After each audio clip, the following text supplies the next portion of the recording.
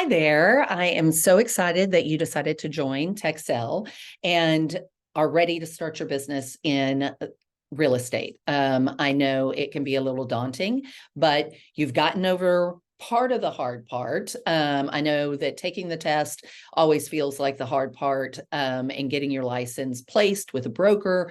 Now it's time to really get started. So the really getting started part can be a little daunting whenever you've never done outside sales before, because outside sales is a lot different. You're setting up your business, and that's what you need to think of this as, is this is your business. How do you want to be seen in your community with your clients and that sort of thing? So start getting those wheels turning, and then we'll just go over kind of the basics of what you need to do to start setting yourself up for success.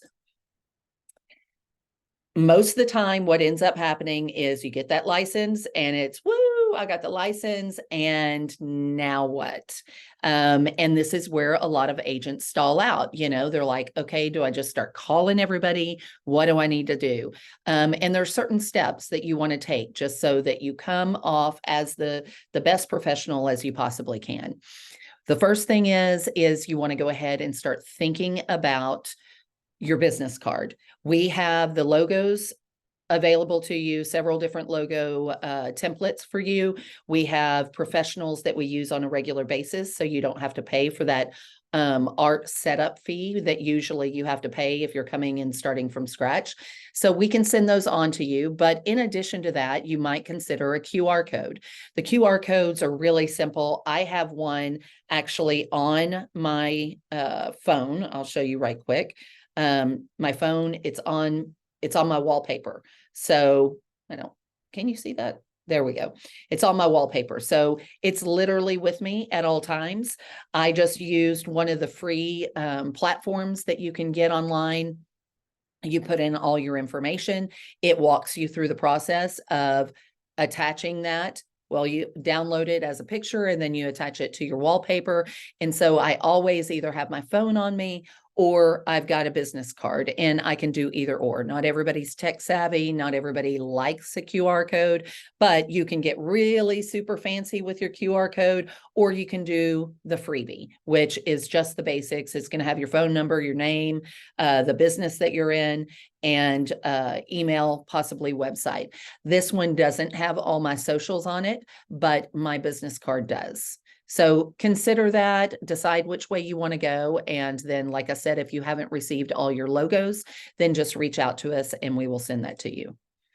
The other thing is that's super simple, and this should probably have been number one, is change your outgoing message immediately, because we kind of forget this one. And I can't tell you how many agents I've called and they're kind of new and it goes to their voicemail and it's just them. It doesn't say who they're with. It doesn't say I'm a realtor, nothing. But you want to have that clear, concise business outgoing message for the people that are trying to call and get a hold of you. And you don't want it to be incredibly long. I can't tell you how many times I've called other agents and their outgoing message is like a minute long. People do not have the patience for that. Telling you right now. So keep it clear, keep it concise. That would be my outgoing message, is something as simple as, hi, you've reached Jer'Leigh Thompson with Texcel Real Estate. I'm sorry I can't get to my phone right now. I'm either away from my phone or with a client. If you'd like to leave me a message, please do. Text me for quickest response, and I look forward to hearing from you. Have a great day. So clear, concise, straight to the point, and you're not taking up somebody's time. People are incredibly impatient these days. So from there, you want to make sure, another super simple one that I don't see everybody doing, is you want to get on your email and you want to figure out how to do an email signature. Not everybody does a picture on your email signature, but it is something you might want to consider. I don't have them on my business cards anymore, but I do have a picture in my email signature. And in that email signature, you want to put your broker, most definitely, all your contact information, all of your social links if you can. And then in addition to that, to be legally compliant, you want to make sure that you include a link or in the body of the email, it has the IABS, the information about brokerage services. And then you also want to have the consumer protection document. It's a consumer protection notice. And so you want to have both of those in there. It's part of TREC rules and regulations that you are supposed to have that in your email, because you want to make sure that you're being compliant as much as possible. If you have any questions on how to get any of that set up, then feel free to reach out to us and we can walk you through that process. Professional headshots. Now we have really good cameras on our phones, so you don't have to hire a professional to do those headshots, but you do want to have a good photograph. You want a good, clear, not fuzzy photograph that is not 10 years old. Although I say this, and I think this one is maybe about 10 years old. So I should probably change mine. There's nothing worse than, you see a headshot and then you show up and the person's 20 years older, they've got gray hair. They don't look anything like the picture that you saw. So make sure that they're kind of the same, it's just good to have new headshots, and you can make it part of a conversation whenever you're letting your friends and family know, or you're putting it on social medias. Hey, I just got new headshots done. Which one do y'all like best? Which one do you think represents me the best? And get some opinions. That way you're having people interact, and it just helps them remember that you are in this industry, that you are a realtor, that you are in real estate, so that maybe they reach out to you. Like I said, you don't have to hire a photographer. You can have a friend or family member take it or set it up for yourself. And then you definitely want to announce your new career change. If this is your first career, then announce that. If this is a career change from something different, you want to announce that to all your friends and family through email blast. And you can get on Constant Contact or MailChimp or something like that, or just through your email, depending on how many contacts you have. But send out that email blast of, hey, I'm super excited to share this with you, because they say that it takes about 7 times of telling somebody exactly what you do in order for them to actually remember. Now in the world of social media, and most people only have like an attention span of, about 10 seconds. I think it takes much longer. I think, years ago, it was definitely 7 times, but I wouldn't be surprised if it's double that now. So as many chances as you can get in front of somebody and remind them of what you need, what you do for a living, the better, because that's the whole name of the game when we're talking about being a realtor. So you want to either mail them something, snail mail, that they can, tactile, I see it, yay, I need to remember that. Maybe it has a magnet or something. If you're starting out and you don't have a big budget, then maybe snail mail is not the way you want to go. Maybe you only send that to a few people, and then the rest is all email blast, because email is definitely cheaper, and so is social media. So you want to make sure you just plaster it everywhere and let everybody know. And social media is definitely one of those that you want to put it up there. You want to change your bio to make sure that it shows this is what I do now. So be sure you do that. I don't know if maybe that's in a different slide, but it might be, but I want to make sure that that's said, because so often that one's missed as well. And then now we're on the network slide. Networking is always throughout your entire career in sales. This is a constant. This is something you're going to do forever. This is your new job. Is networking is about, I'd say about 80% of it. So you want to make sure that you join any professional associations in your area, which that can be young professionals, that can be the Chamber of Commerce. It can be things outside of just being a realtor on the realtor board or within the board. You want to go outside of that realtor association. Obviously, Realtor Association is great for networking and finding more people that are doing what you're doing, and you can work through problems that way. But that's not typically where you're going to pick up your next client. So make sure these professional associations and the networking events are not always the same, the exact same every single time. I'm going to kind of get out of the way here. Which way do I go? This way.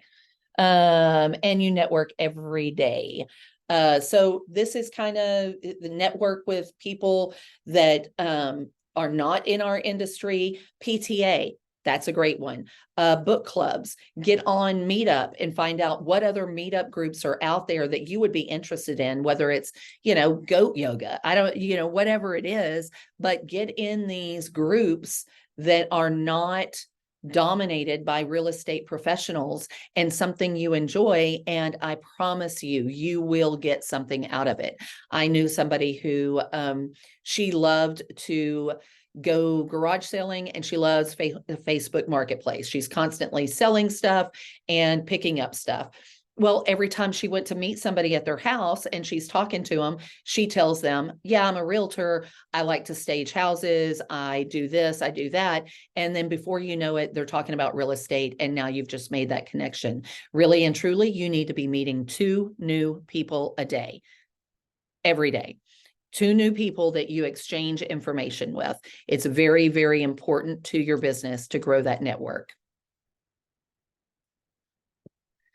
You want to rehearse scripts.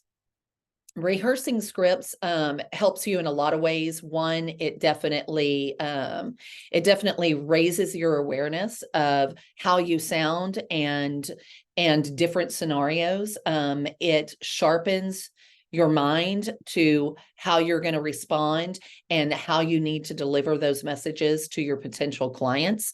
These you can do with friends, you can do it with family, or you can do it, if you want to rehearse scripts with somebody within the brokerage, definitely let me know. I'll put you with another agent. Y'all can sit there and rehearse buying scripts, selling scripts, cold calling scripts, and we have scripts at your fingertips. So definitely reach out to us and let us know that you want to do this.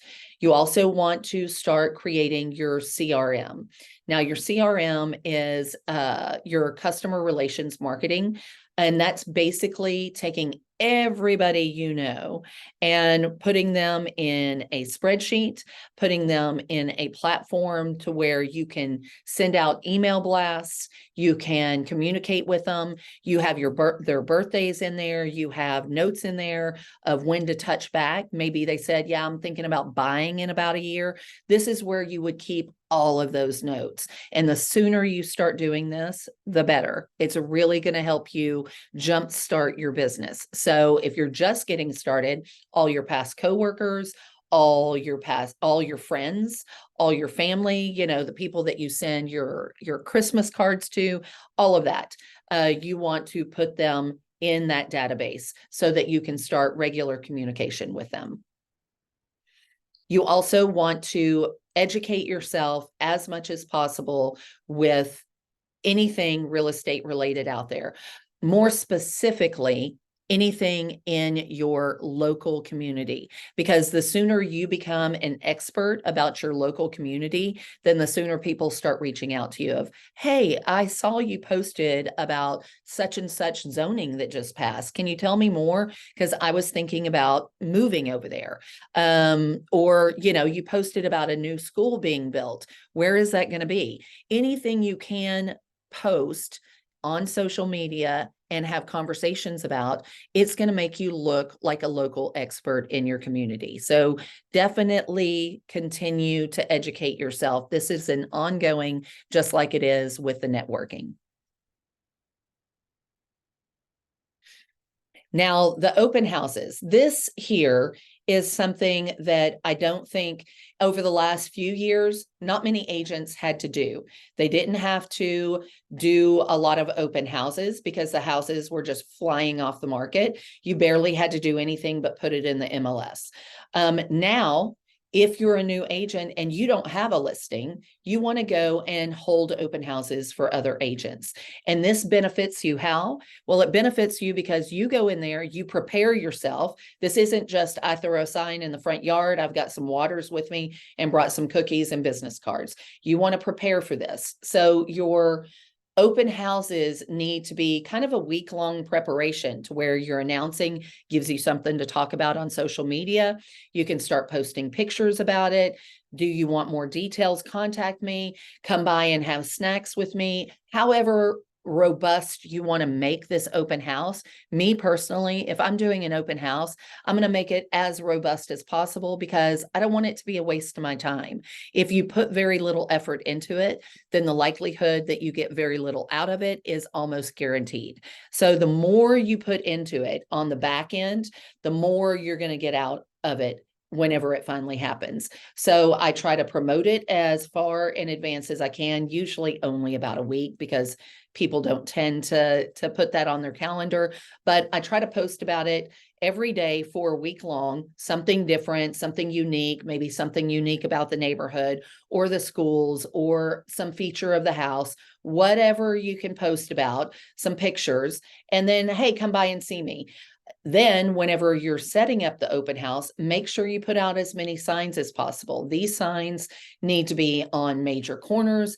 They need to be along the route. You don't want people driving for 2 or 3 blocks going, wait, where'd the open house go? I don't know where it is. You want it to be very easily mapped out of finding that house. And then when they come into that house, you want to be able to sign them in. So you want a sign in page, you want a packet to give them. You just, anything that you can do to stand out from the crowd and answer as many questions as possible. The people coming through there, a lot of times I'd say about 70% of the people coming through an open house are not represented. This is why holding an open house is so important for new agents and for people trying to get buyers, is because the open house typically never sells the home. It gets traffic through the home. It makes the homeowner feel good about their listing, but it very seldom actually creates a contract for that house. What it does do is create a buyer's list for that person holding that open house. So you could possibly get 10 potential buyers or more, even if it's just 2 potential buyers, 1 potential buyer. It's worth the 4 hours you put into it in order to get that potential buyer. Follow up with them. What are you looking for? How can I help? You know, all of the things that, so that you're providing value for that new buyer and you're able to get them on, bring them on as a new client. So open houses are critical and key for getting those buyers. Calling on expireds and for sale by owners. This one scares a lot of new agents, and I get that, but it is the easiest way to call on people who already have a listed home or their home was listed. On expireds, it's usually because my house was already listed and I was not realistic about the price point. And now I'm upset with the listing agent. So that is typically the reason why they go to expired. And so they've already been beat down by the market. The market's telling them they're too high. And so now you're just swooping in and going, hey, well, what would you change about that agent client relationship? How can I help you get your home sold? Because it looks like it was on the market for this many days, and you weren't able to get it sold. I'm looking at the comps right now, and I'd love to talk to you about that. I'd love to make an appointment and see how I can help you get your house sold. On the for sale by owners, you can quote them that 80% of for sale by owners don't get sold by the owner. They get sold by an agent and they get listed because you get more money as for sale by owners. Owners typically get fed up with trying to show their home or dealing with buyers. It becomes overwhelming. They have other jobs, they have other things to do. They don't have time for it. It doesn't get shown as much. There's just a plethora of reasons why for sale by owners would end up going with an agent. And we do have scripts for those things, and those scripts can be practiced. And the more you practice, then the more likely you're going to end up being able to convert those leads into an actual client and get that listing. So do not give up on the expireds or for sale by owners. Creating the marketing plan is also key. So those are creating the marketing plan is a great way for you to really put eyes on what it looks like. What does this marketing plan look like? What do I need to be doing every single day to make sure that my marketing plan is that I'm working in my business effectively? And some of these things are the non-negotiables. Like, did I make 10 calls? Make goals for yourself. Did I make 10 cold calls this week on expireds or on for sale by owners? Possible leads that came in, the people that gave me their contact information at the open house. I need to be making those calls every single day. So that is definitely key for being successful in this business. The other thing I would say is pick an agent in your market, either on Facebook, Instagram, TikTok, whatever it is. And it doesn't even have to be in your market, any market. Pick an agent that has a great following that you think is successful and looks successful, and kind of work with that. This is where I should start. I need to post this many posts. This is what they're talking about, and it got a lot of views. I need to make a post about that, and just emulate what they're doing. I'm not saying copy word for word, because that's not cool, but don't try to recreate the wheel.